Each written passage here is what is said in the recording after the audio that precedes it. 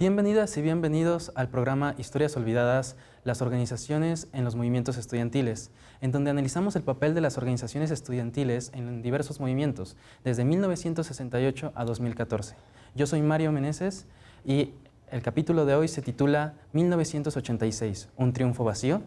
Para esto hemos preparado un video introductorio en el que abordamos el contexto político y social en el que se desarrolló el CEU. Adelante.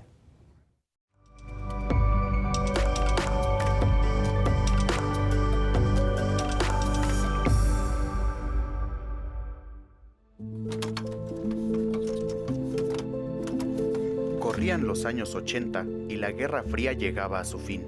La izquierda comunista, alguna vez el estandarte para muchas luchas sociales, se fragmentaba cada vez más. Mientras tanto, el modelo neoliberal tenía un auge monumental en Occidente. México, así como toda Latinoamérica, se encontraba en una profunda crisis económica que llevó a una devaluación importante del peso en 1982. 3 años después, un sismo de magnitud 8.1 devastó la zona centro del país, revelando la incapacidad del gobierno para afrontar la emergencia. En 1986, el presidente Miguel de la Madrid, junto con los rectores de la mayoría de universidades del país, asestaron un golpe importante a la educación pública al buscar su mercantilización. Ejemplo de esto fue el Programa Integral para el Desarrollo de la Educación Superior, PROIDES, a nivel nacional, y el Plan Carpizo dentro de la UNAM. Este último planteaba una serie de modificaciones estructurales y académicas, como aumentar las cuotas de inscripción, limitar la matrícula, las condiciones de egreso y el pase reglamentado de los bachilleratos de la UNAM y las preparatorias populares, promoviendo así una supuesta optimización para la educación superior. En ese momento, las organizaciones estudiantiles dentro de la universidad se encontraban dispersas, reflejando una apatía generalizada en el estudiantado. A pesar de que las reformas del rector Carpizo son anunciadas en abril de 1986, no es hasta su ratificación, en septiembre, que la comunidad estudiantil emprendió acciones.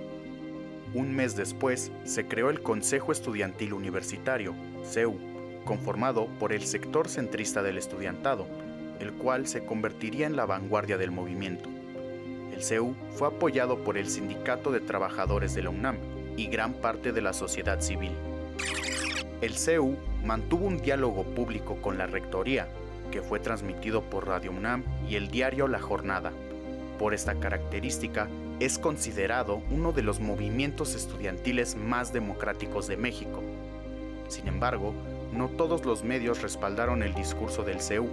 Algunos incluso llegaron a criminalizar a los dirigentes. Ante la falta de respuesta de rectoría a las peticiones de los estudiantes, se inició una huelga general el 29 de enero de 1987. Para el 17 de febrero, la mayoría de planteles entregó las instalaciones a raíz de una asamblea general convocada por representantes del CEU. Sin embargo, algunas escuelas como la ENEP Zaragoza y FES Cuautitlán consideraron que hubo manipulación en la votación y decidieron prolongar la toma. A pesar del auge inicial que tuvo el CEU, uno de sus principales objetivos, la democratización de la UNAM a partir de un congreso universitario tripartita, no se llevaría a cabo hasta 3 años después, dejando la duda de si el movimiento tuvo éxito a la hora de frenar las reformas de Carpizo o solamente logró aplazarlas y dejarlas en el tintero.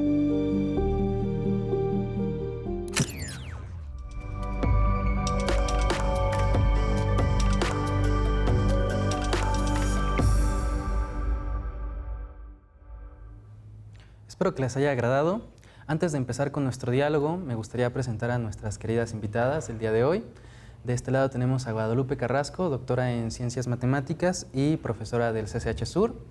También contamos con Denise Judo, doctora en Historia e investigadora del Instituto de Investigaciones sobre la Universidad y la Educación, ISUE. Muchas gracias. Gracias a ti por la invitación. Como primera pregunta, Guadalupe, me gustaría plantearte, ¿cómo surge el CEU? ¿cuál es su organización interna en un primer momento y cuál es esa postura que los aglutina frente a Carpizo, frente a las reformas de Carpizo?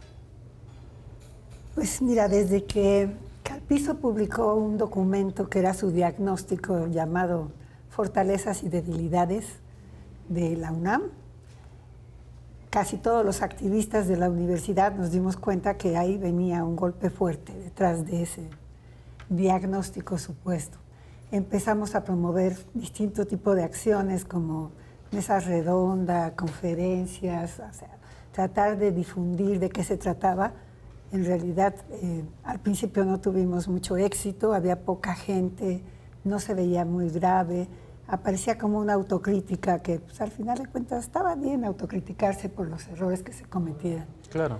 Pero después salió ya el Plan Carpizo, o sea, ese diagnóstico venía acompañado de una serie de medidas que se conocieron posteriormente. Entonces, todos los activistas que desde el principio estábamos temiendo qué iba a pasar, empezaron a aglutinarse. Se empezaron a dar las reuniones de activistas llamadas asambleas universitarias, en donde en principio pues no estaban representadas las escuelas ni nada, era todo el que quiera venir a discutir qué hacemos, cáigale, ¿no? Lleguemos a un acuerdo.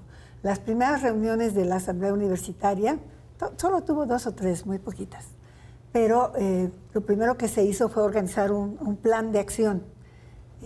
Estaba por empezar las clases del segundo semestre de 1986 y empezaba primero el bachillerato. Entonces se hizo un plan que inicialmente consistió en recorrer todas las escuelas del bachillerato, todas las prepas, todos los SHs, y nos los repartimos, a ti te toca tal, a ti tal, etcétera. Pasábamos por los salones de clase uno por uno a informar lo del Plan Carpizo. Ahora te explico un poco más en qué consistía. Y convocábamos asamblea de ese plantel, digamos a la 1, a las 2, a la hora que salían de clases, para que se tomaran las primeras medidas. Y así empezó a nacer el CEU.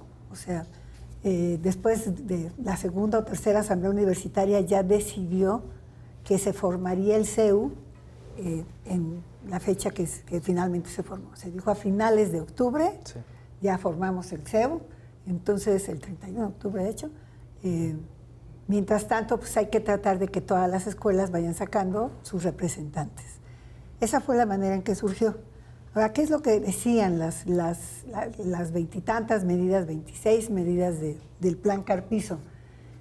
Bueno, pues eran reformas a los reglamentos de exámenes, de inscripciones y de pagos para, por un lado, subir las cuotas de todos los servicios y todas las cosas que se requerían. O sea, se subían las cuotas y se indexaban a salario mínimo, a salarios mínimos, tantos días de salario mínimo, las cuotas por certificado médico, por exámenes extraordinarios, por reducir el número de exámenes ordinarios, por credenciales, por todo lo que se necesita en la UNAM.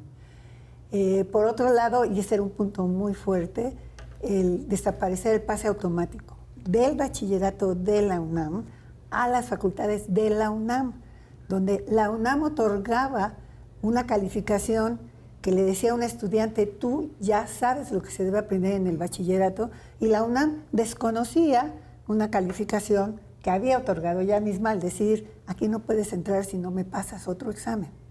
Entonces, la eliminación del pase automático fue uno de los puntos más fuertes. Además, había otras cosas relacionadas con el número de materias que un estudiante podía deudar, el número de extraordinarios que podía, a los que tenía derecho, etcétera. Esas eran las medidas del Plan Carpizo. Ya cuando se conocieron en concreto, entonces empezó a levantarse el movimiento con fuerza. Y cuando se levanta este movimiento, ¿cuál es la manera en la que se organiza interiormente dentro de los representantes? Sí, pues lo que se acuerda en primera instancia, bueno, que así funcionó todo el tiempo, es que las escuelas que ya tuvieran una representación elegida en asambleas tenían derecho a 5 votos. y las escuelas que aún no tenían representación de asamblea, sino que asistían como activistas que estaban promoviendo la discusión en su escuela, tenían derecho a 2 votos. Esa fue la manera de incorporar a los que estaban promoviendo la discusión, pero todavía no tenían su representación, pero darle más peso a los que ya tenían una representación lograda en asambleas de sus escuelas. Claro. Denise, desde el lado de una cuestión histórica, ¿cómo se puede entender el Plan Carpizo? Bueno, pensar el Plan Carpizo es pensar en México en los 80s, en la crisis, en el cambio del modelo político, económico, intelectual en México, y que va muy ligado al desafecto a las entidades públicas, especialmente a la universidad, que se le veía como un elefante blanco, ¿no? O sea, como un espacio donde nada más se gastaba dinero. Entonces, ese es el escenario general en el que surgen, nada más que creo que tiene una condición muy particular estos cambios que hay en el financiamiento, ¿no? Y en el lugar de la educación pública en el proyecto nacional, justo aquí en la UNAM, por el proyecto de Carpizo, por el tipo de planteamientos que hace, por cómo empieza a construir, digamos, toda una idea de cómo se debía cambiar la universidad, de qué era lo que estaba fallando, que es algo que no era común en un rector, ¿no? Sí. O sea, no era común que un rector fuera frontal o que hablara o que se criticara la institución. O sea, su lema de los estudiantes no estudian, los trabajadores no trabajan y los profesores no enseñan. Entonces, ese fue como el punto de partida, y a partir de eso construye el diagnóstico del que nos hablaba Guadalupe de fortaleza y debilidad. Claro que todos los números, todos los porcentajes, todo estaba en la narrativa de no están funcionando las cosas, ¿no? Y ese diagnóstico es muy duro. En la prensa se escucha, se dice, jamás habíamos escuchado a alguien criticar así a la UNAM, y menos quien está enfrente. Entonces, ahí hay varios puntos, ¿no?, que empiezan a construir y que va a ser como uno de los puntos fuertes del proyecto de Carpizo, va a ser su marketing, digamos, ¿no? El cómo empezó a construir todo eso a través de campañas, de campañas de cuotas de egresados, de campañas de cuotas por quien quisiera, nada obligatorio. Entonces, bueno, todo ese escenario se construye para luego lanzar la agenda, ¿no?, que se va a votar por obvia resolución al 11 y 12 de septiembre, ¿no? Y que contiene estos planteamientos de limitación, restricción de la entrada y, pues, estos planteamientos que nos ponían en la mesa, ¿no?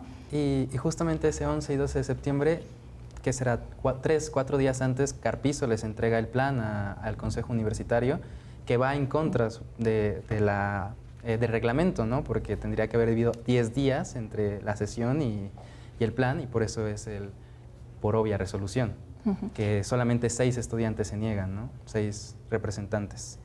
Consejeros estudiantiles. Que yo creo que van a ser muy importantes los consejeros. Acá cuando hablaba, muy importantes por lo menos en la construcción de esa narración general de lo que es el CEU, el protagonismo y el lugar que le dan a esos consejeros desde el inicio. O sea, siempre parece que ellos son los que salen y hablan, y ahorita lo que nos planteaba Guadalupe es, ya estábamos discutiendo eso, ¿no? Era algo que estaba en discusión dentro de la universidad, y eso se ve en los volantes, se ve cuando uno entra al archivo y ve cómo se va construyendo el debate previo a las reformas y a la sesión del Consejo Universitario. Ahí se ve que esto es una politización previa y una discusión previa. Sí, ahí está Punto Crítico, está el VIP, ¿no? También están el PCM, ahí, Guillotina. PRT, estas organizaciones que... Y muchas más. Y muchas más, hay muchísimas, por supuesto. Prácticamente todas. O sea, la universidad es como un reflejo, una universidad grande como esta, preciosa como esta, es un reflejo de lo que pasa en la sociedad mexicana. Así que prácticamente todos los puntos de vista políticos que existen a nivel nacional estaban representados aquí. Y, por ejemplo, al respecto de esta respuesta que dan los consejeros de la universidad hoy, ¿cómo se vive? ¿Cómo se experimenta? Mira, yo siento que no tenían mucha presencia los consejeros universitarios en la base estudiantil. Probablemente en a las escuelas que representaban, pero no lo creo, porque En general hay un problema con la elección de los consejeros universitarios. Participa muy poca gente en esa elección, quedan bastante ajenos, pero creo que jugó un papel el hecho de que hubiera al menos un sector pequeñito dentro del propio consejo universitario diciendo no estamos de acuerdo. Jugó su papel hacia los medios sobre todo. No creo que haya tenido mucha repercusión hacia la base estudiantil. Digamos que la base estudiantil ya iba formándose y encontrando su propio camino. Pues cuando surgieron ya las medidas en concreto, sí. Antes de eso, no, de veras nos sentíamos medio desolados. Sí, claro. Porque... En los auditorios había muy poca gente, en fin, ¿no? Pero ya cuando se concretan las medidas y se ve que lo que estábamos diciendo desde antes no era una especulación sin fundamento, ¿no? Sino que porque el mismo hecho de que una de las fortalezas que veía Carpizo era la masificación de la universidad. Eso que te decía, pues la van a desmasificar, ¿no? Para allá va la cosa. Y de eso se trataba. Eran medidas que fundamentalmente obstruían el ingreso a través de eliminar el pase automático, el ingreso a las facultades y la permanencia de los que lograban entrar, pero sobre todo de los estudiantes a los que más trabajo les cuesta estudiar por su situación económica y social. Sí, y en ese momento pues no es irrelevante que un tercio de la población universitaria estuviera trabajando o en algún empleo, ¿no? O sea, no solamente estudiaban, sino que también trabajaban y pues obviamente eso también les obligaba a ir en contra de esas medidas que estaban en contra de sus intereses. Parte de la organización creo que sí será importante, bueno, ahí podríamos tener algunas diferencias en cómo lo vemos, porque pensar en los consejeros, por ejemplo, es pensar en las vocerías y esta discusión que se da al interior de vamos a tener un discurso público, ¿no? O vamos a tener una posición frente a la rectoría o frente a las autoridades. Ahí tuvieron que haber tomado esas decisiones, ¿no? Y creo que ahí es donde vemos a esos consejeros y por eso puede ser que es la historia que se transmite, ¿no? Y son las figuras que aparecen en estas vocerías consensadas, democráticamente electas, como ellos lo dicen, ¿no? Definidos, pues para discutirlo, ¿no? Sí, pues tenemos que ir a un pequeño corte. Aprovecho para pedirles que nos sigan en nuestras redes sociales, @tvunam, @filoscrítica. Volvemos enseguida.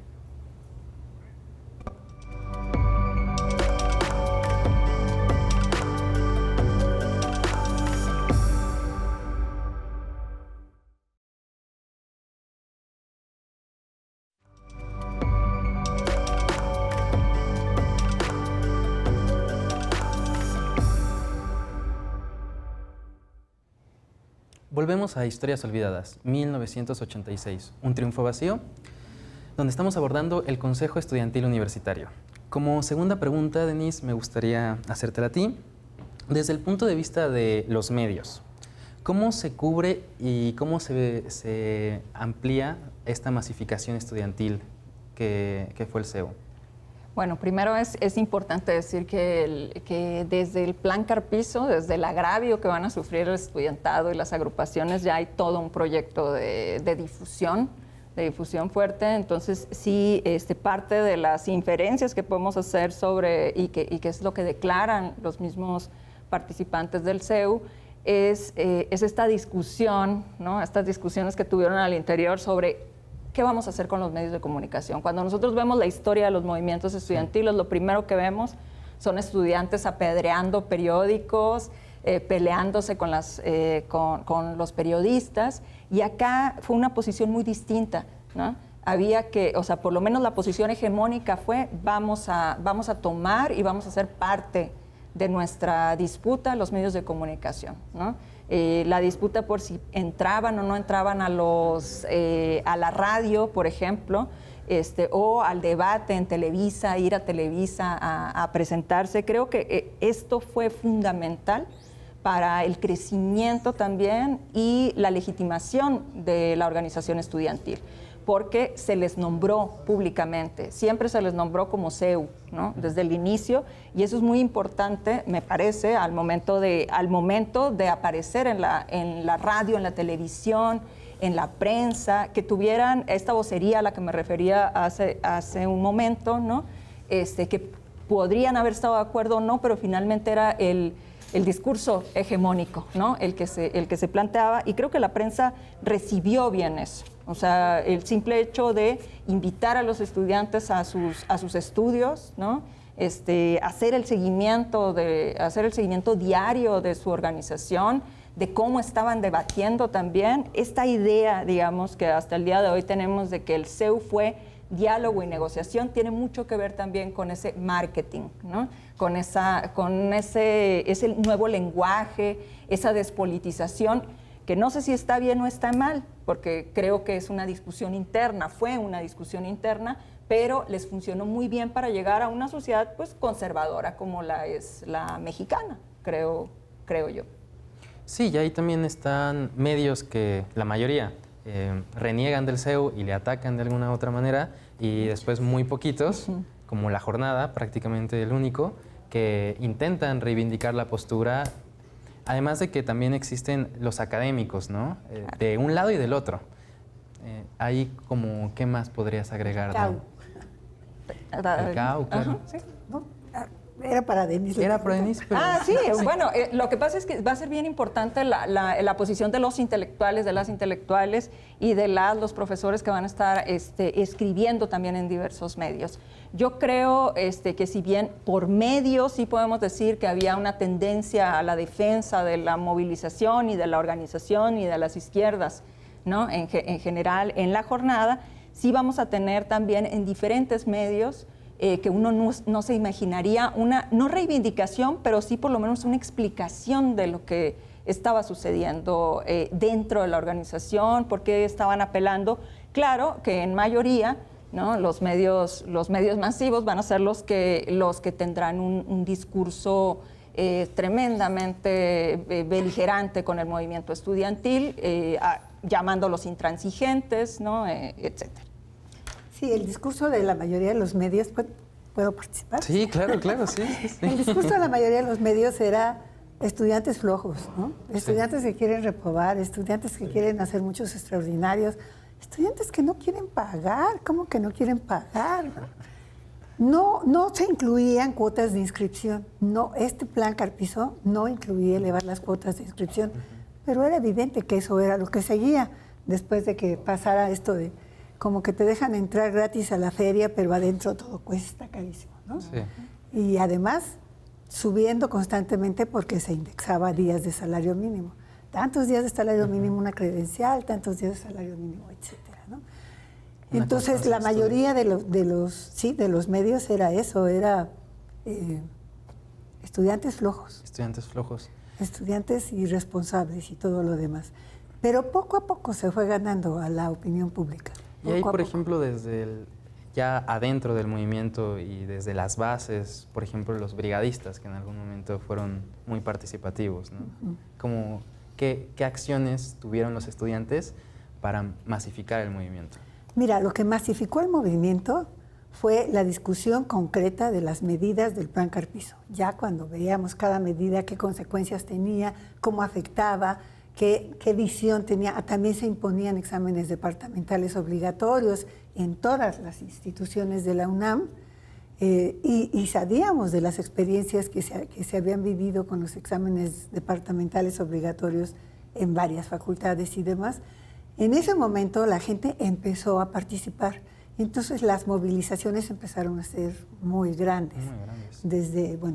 Desde mítines en frente de rectoría hasta después pues marchar de la Bombilla para acá o del Parque Hundido para acá o del Parque de los Venados para acá. Ya eran movilizaciones muy, muy grandes y ahí la exigencia era derogación, porque ya para entonces ya habían sido aprobadas las medidas en esta situación de por obvia resolución, ¿no? Sí. Entonces, derogación del plan Carpizo. Ese era el punto central.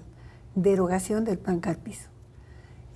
Pero ya para entonces, digo, era muchísima gente y era difícil ignorarlo. O sea, yo creo que todos los medios lo cubrían. unos con una visión, otros con otra visión, pero todos los medios lo cubrían. Sí, no podían ser indiferentes. No, claro que no, pero éramos muchísimos. Y creo que sí, en la historia de este movimiento en particular, sí vamos a ver un cambio en, primero, no había como un, ¿por qué tendríamos que estar en desacuerdo con que la universidad mejore? ¿No? Sí, o sea, sí, había sí. como un consenso y creo que eso se ve desde las encuestas que se hacen, ¿no? Se decía valiente autocrítica. Exactamente, De todo Carpizo. pero Sí. también del estudiantado, porque muchas de las personas con las que platicamos ahora nos dicen, es que al inicio nosotros respondimos encuestas en las que decíamos, pues sí, tengo piso, o sea, estas para el nivel socioeconómico, y no sabíamos que estábamos legitimándolo, ¿no? Que estamos legitimando el que sí podíamos pagar cuotas. Y esta misma historicidad, esta misma toma de conciencia, creo que es algo que se da muy claramente de pasar de esas asambleas vacías, ¿no? a estas marchas multitudinarias. Creo que es muy, muy visible y sí tiene que ver con la organización, con el trabajo que se hizo para traducir esas reformas en el proyecto social, ¿no? Sí. Ajá, para explicar cómo afectaban, ¿no?, esas reformas. Sí, y una de esas reformas sobre todo afectaban a los preparatorianos y a los bachilleratos, ¿no? Desde el propio PROIDES existía la idea de quitarle el presupuesto a la educación media, destinarlo a la superior, pues ahora sí que precarizando a gran parte de la población. Sí. En ese sentido, Guadalupe, ¿cómo es la participación de preparatorianos? Muy masiva. Al principio fue muy, muy masiva. O sea, empezaba apenas esa política, creo que en el Plan Carpizo ya se veían rasgos muy fuertes de la política que después fue como mucho más evidente, como de lo que se trataba era retirar recursos gubernamentales, o sea, presupuesto oficial de la educación superior y la educación media y la superior. De tal manera que esos recursos, o sea, porque te decían, ¿por qué no quieres pagar para que mejore tu universidad? Pero lo único que iba a pasar es que los recursos que se captaran a través de las cuotas iban a ser recursos que se retiraran del presupuesto oficial.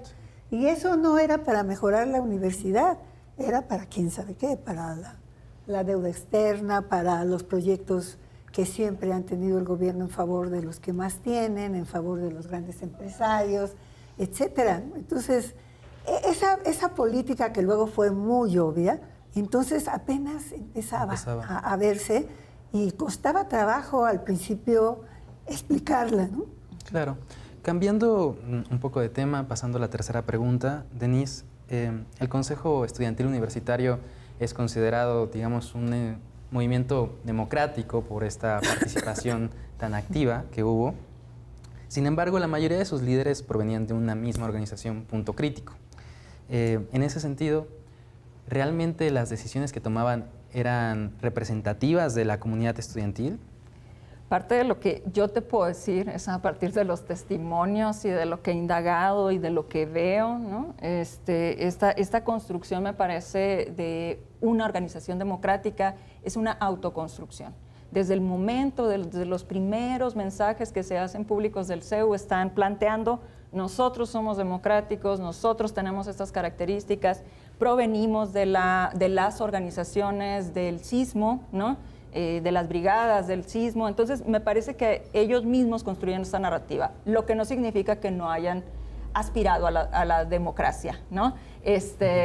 Pero hay ahí una discusión, se ve claramente en los testimonios que encontramos hoy, en los libros y en las mismas discusiones que había cuando uno se encuentra los volantes, en mi caso, en el Archivo Histórico de la UNAM, que me encuentro los volantes de los estudiantes, vemos que hay visiones muy, muy distintas, ¿no? Muy distintas y encontradas, y esta idea de pensar a un grupo hegemónico, pues no lo vamos a poder negar, porque es la historia que conocemos hasta ahora, ¿no? Que hicieron, trabajaron, estructuraron y sí generaron, no sé si para bien o para mal, pero por ejemplo sí generaron todo una narrativa que permitió conectar con más gente. Yo creo que ahí estuvo el punto de la conexión y de la masificación en el uso del lenguaje, en la forma en la que se movían, hasta cómo se presentaban físicamente, públicamente, la ropa que se ponían, ¿no?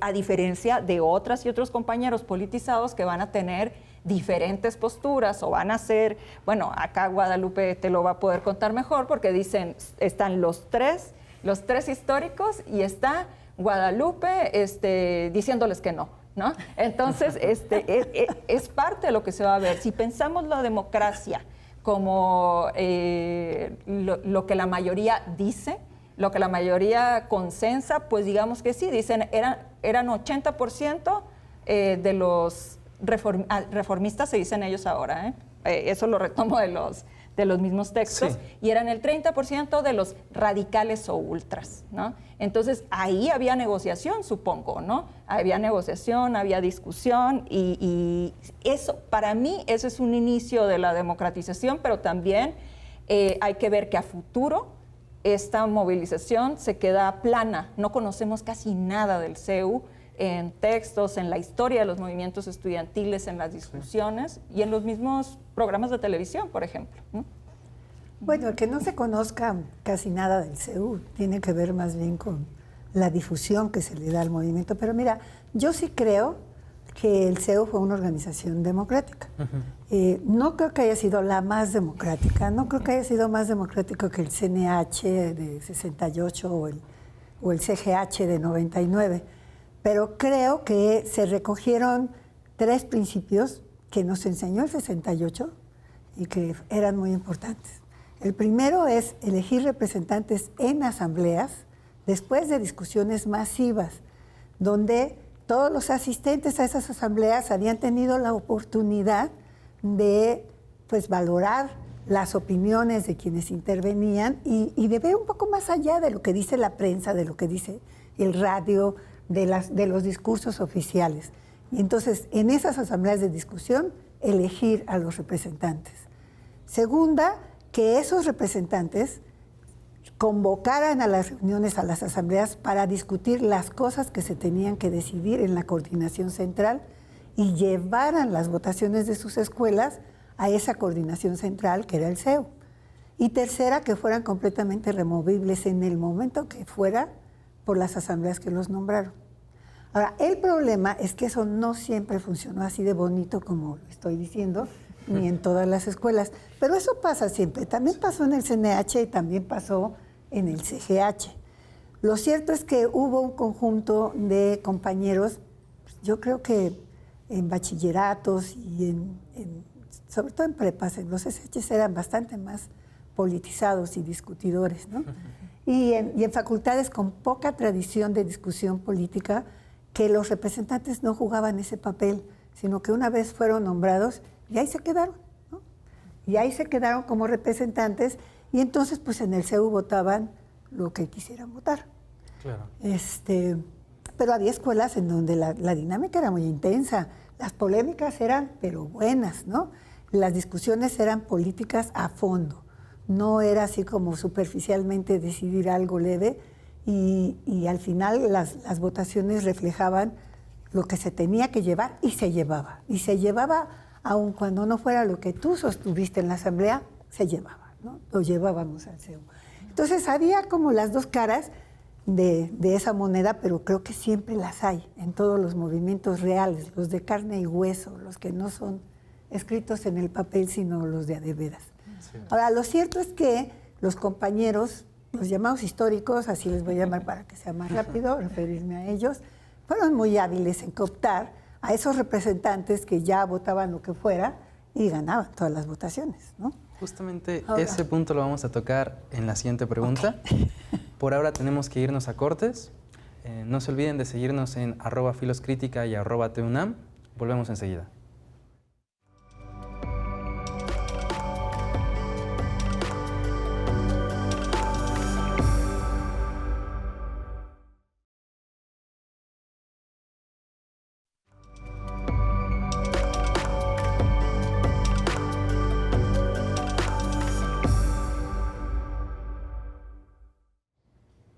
Seguimos en Historias Olvidadas, donde estamos abordando la coyuntura de 1986-1987, la huelga del CEU. Como cuarta pregunta, Guadalupe, el levantamiento de la huelga, digamos que fue en cierta manera prematuro. La decisión no fue del todo consensuada con la comunidad estudiantil y abrió muchas fracturas en el movimiento. En ese proceso, ¿qué tan democrático fue? ¿Y qué consecuencias tuvo para posteriormente el CEU? Bueno, déjame decirte, antes que eso, déjame decirte una cosa más. O sea, hay los líderes que aparecían en la prensa constantemente, pero había muchos más liderazgos locales en el CEU. No eran los líderes de todo el movimiento. Había muchos compañeros ahí en su ENEP, en su FES, en su facultad, que jugaban un papel muy importante en la organización y en las propuestas de políticas, etcétera, aunque no aparecieran en los periódicos. Y la otra cosa que quiero decirte es que sí hubo todo el tiempo muy distintas visiones, ¿no? Lo que tú mencionabas. Pero eso no le resta democracia al asunto. No, el punto es que realmente se representara el peso que cada visión tenía, y eso se vio alterado por este asunto de cooptar representantes que ya no iban a su escuela, ¿no? Entonces yo creo que claro que representaban los compañeros, los históricos, o sea, Imanol, Limas, Santos, Andrea, todos ellos, a un sector del movimiento, pero no a todo el movimiento. Y entonces, en el momento en que ya fueron como muy claras dos posiciones, que fue en la época del levantamiento, entonces las cosas se partieron más bien por la mitad, ¿me entiendes? No eran 70-30. De hecho, al principio ganamos la posición de que la huelga continuara, ¿no? Entonces, déjenme explicar rápidamente cómo estuvo eso, muy rápido. Había algo que nosotros en ese momento nos dábamos cuenta que ocurría, pero no teníamos elementos para demostrarlo. O sea, no tenía yo los pelos de la burra en la mano para decir es parda. Y es que ellos estaban negociando a puerta cerrada con las autoridades. Eso era algo que sospechábamos, que veíamos una serie de elementos en esa dirección, pero no te puedes lanzar a hacer una denuncia cuando no lo puedes demostrar, ¿no? Eso quedó claramente demostrado 3 años después, con un reportaje que sacó la revista Proceso, en donde entrevistó a uno de los organizadores de esas reuniones a puerta cerrada, en las que asistían, según ese documento, ese reportaje, Imanol, Carlos, no me acuerdo si alguien más del CEU, probablemente Santos, y Salvador Martínez de la Roca, el Pino, ¿no? Y eran con Narro directamente, que entonces era el secretario general de la universidad, y con otros funcionarios, creo que es Ruiz Macié. Y de hecho quien hace la narración que publica Proceso es el dueño de la casa donde se reunían, ¿no? Bueno, entonces, ¿qué pasa cuando las autoridades finalmente, bueno, está el diálogo público? Esa es una etapa que es muy buena, yo creo, porque nos permitió reagrupar. O sea, tú regresas después de las vacaciones de diciembre y bueno, ahora empieza de nuevo, ¿no?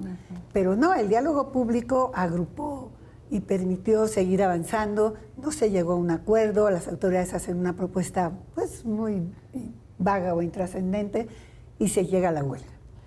Y durante toda la huelga, bueno, hubo esas negociaciones a espaldas del movimiento que no fueron puestas a consideración del movimiento desde ningún punto de vista, y se ve que en un momento llegan a un acuerdo.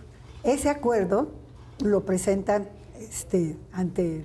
como propuesta del Consejo Universitario ante el CEU, en donde se dice que se suspenden, no se derogan las medidas del plan Carpizo, sino que se suspenden, que se va a organizar un congreso, que ya era una demanda que sosteníamos. O sea, al principio nada más era derogación y después ya era derogación y congreso resolutivo, solo que la palabra resolutivo no venía en el acuerdo.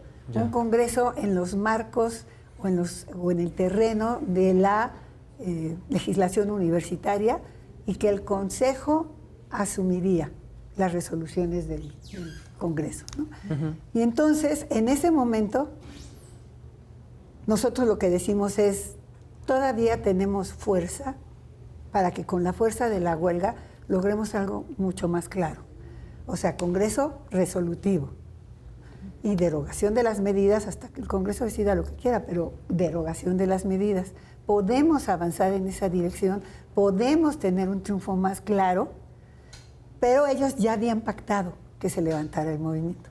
Entonces, lo primero que sucede es que 30 y tantas escuelas dicen, no, hay que seguir la huelga, ellos vuelven a insistir, y ya hay un CEU en donde ellos ya quieren votar el levantamiento de la huelga, y resulta que todas las intervenciones, porque primero se hacía ronda de intervenciones y luego la votación, mostraban que, pues no sé, 20 y tantas escuelas habían votado continuar la huelga, y solo 10 y tantas habían votado ya levantarla.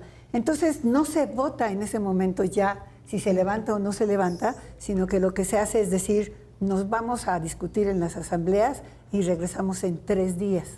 Y entonces ellos se organizan. Hay una reunión de la que luego todos nos enteramos, porque así es esto. De todo se entera uno. Entonces hay que pensar cuando se actúa que todo se va a saber y que hay que ser consistentes y que hay que ser honestos. Y entonces, en donde se reúnen muchas organizaciones, Punto Crítico, pero también el PCM, pero también el PRT, pero también muchas organizaciones, y dicen, tenemos que detener a los que no quieren que la huelga se levante.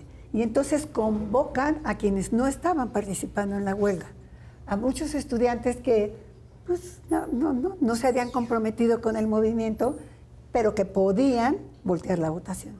Y empiezan y se lanzan, se despliegan en esa convocatoria todos los que no estaban en la huelga para venir a votarles a los que sí estaban en la huelga que se levantaran.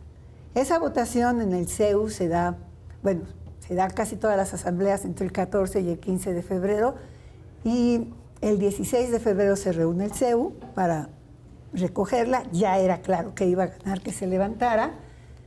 Se hace la votación, se decide que ya se levanta la huelga, y entonces nosotros decimos, bueno, está bien, ya se levanta, ya ganó, pero hay una serie de medidas que habíamos votado en CEUs anteriores, casi al estallamiento de la huelga, de garantías mínimas que se le iban a pedir a la rectoría antes de levantar la huelga.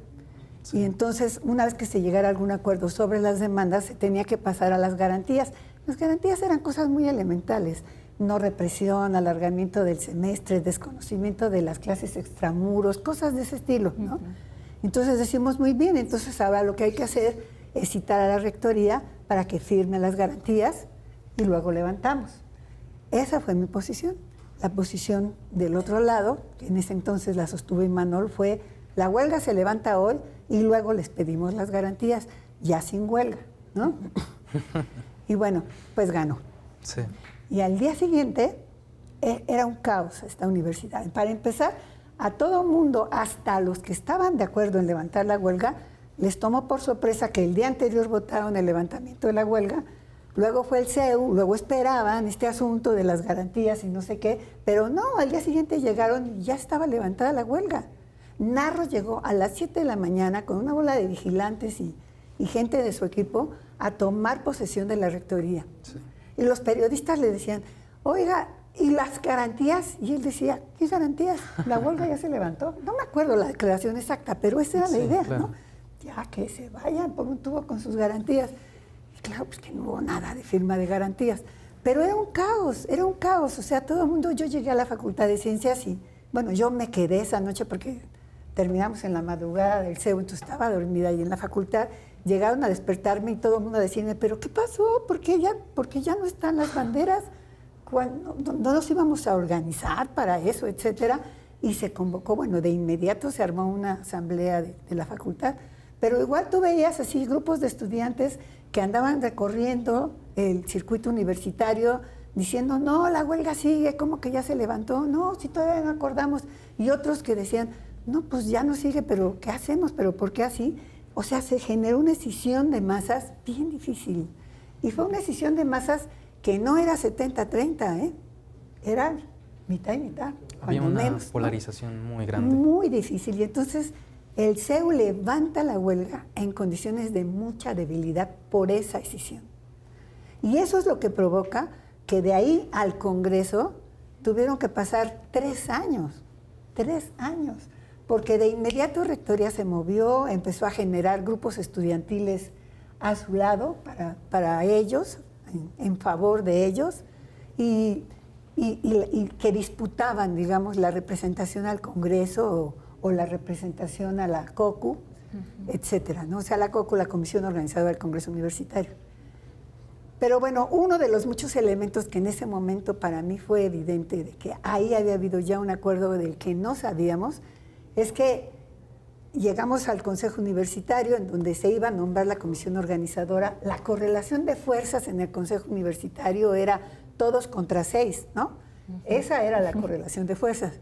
Y entonces yo les dije, no podemos permitir que el Consejo Universitario sea quien elija la comisión organizadora del Congreso, porque se va a reflejar esa correlación de fuerzas.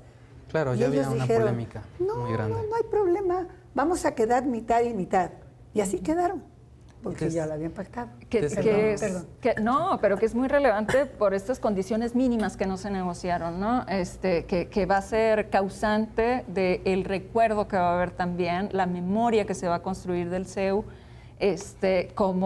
para algunos, como un movimiento que fue traicionado, ¿no? Para otros como el único movimiento que ganó, ¿no? O sea, están estas visiones encontradas y que se quejan hoy y dicen, es que ¿por qué no nos recuerdan, ¿no? ¿Y por qué no aparecemos en la genealogía de los movimientos estudiantiles? Y creo que tiene que ver también con toda esta construcción que se hace de la misma historia, de la movilización y de este término traumático, ¿no? Este cierre traumático de encontronazo que se va a representar en la propia configuración de las organizaciones estudiantiles hacia finales del siglo XX, ¿no?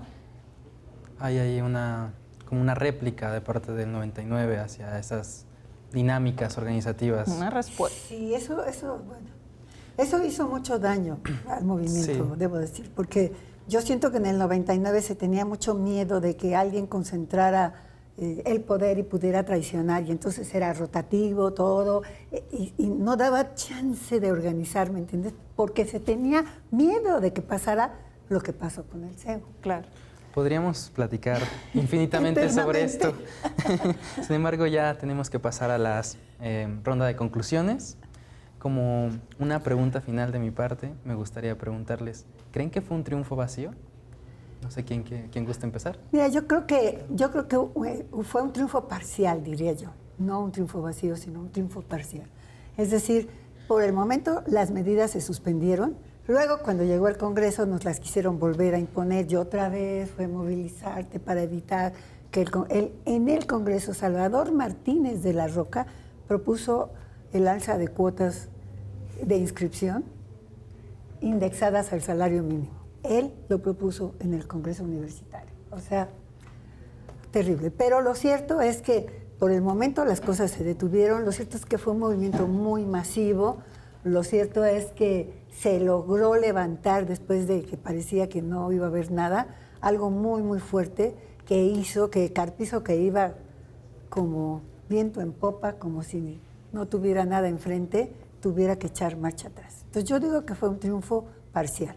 Parcial. ¿Denise? Sin duda se trata de un triunfo en muchos sentidos, ¿no? En la resonancia que tiene en otras movilizaciones estudiantiles. Creo que eso va a ser muy importante, lo que podemos llamar como una experiencia, una generación de movimientos estudiantiles que podemos ver en Puebla, Guadalajara, Sonora, Ciudad de México. Siempre cuando pienso en este triunfo digo, bueno, cuando se lanza este proyecto de la reforma se piensa, si se puede en la UNAM, se va a poder en todas las universidades. Entonces, ahora, después lo que sucede es que esta experiencia de movilización también pega en las otras universidades. Vamos a ver al Comité Estudiantil de la Universidad de Sonora, que aparece en 1991, 1992, y que va a retomar muchos de los elementos del CEU, y también esta, digamos, esto que no sé si nos gusta o no nos gusta, pero esta despolitización del lenguaje, ¿no? Y esta posición como más neutral del estudiantado, tratar de verse como mucho más despolitizados frente al público, frente a la sociedad, que hace que tengan otro tipo de recepción, ¿no? Creo que eso nos muestra que puede haber distintas formas de movilización estudiantil, heterogéneas todas, ¿no? Al interior y hacia afuera con sus oponentes también, pero sí, pues esto, pensar a las organizaciones estudiantiles como el CEU es pensar la complejidad, ¿no? Sí, sí, claro, y al final el CEU cumple esa función de detener estas políticas neoliberales que se querían implantar en todo el país. Claro. Si se podía en la UNAM, se podía en todas las demás universidades autónomas. Pero la estrategia ahora fue empezar en las universidades estatales y al día de hoy tenemos casi la única universidad gratuita, es la UNAM, la Universidad de Sonora, Universidad de Guadalajara, Puebla, todos tuvimos que pagar para estudiar la licenciatura. No, de hecho, ya cuando fue el CGH, ya prácticamente todas las universidades de provincia tenían altas cuotas, pero altas. Yo me acuerdo que en Mérida había unas, bueno, en Yucatán, pero altísimas para ser de una universidad pública. ¿No? Bueno, lamentablemente ahora sí ya tenemos que terminar el programa. Les agradezco mucho, Denise, Guadalupe. Sus voces han enriquecido enormemente este programa. Y bueno, sin más, no se olviden de seguirnos en nuestras redes sociales, @filoscrítica y @tvunam oficial. La próxima semana continuamos con nuestra programación de Historias Olvidadas, donde se abordará el movimiento de 1999, la última huelga del siglo. Hasta pronto.